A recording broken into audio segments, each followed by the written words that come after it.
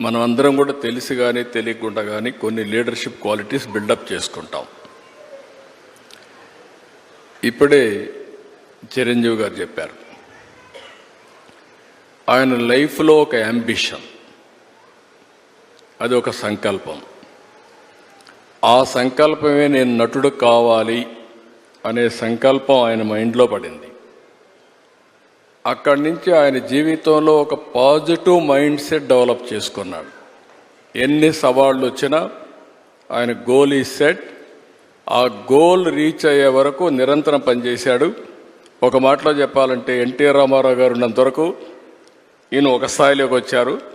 ఎప్పుడైతే సినిమాలో నుంచి ఆయన రాజకీయాల్లోకి వచ్చారో ఈయన అక్కడి నుంచి ఆకాశం ఎత్తి ఎదిగే పరిస్థితికి వచ్చారు.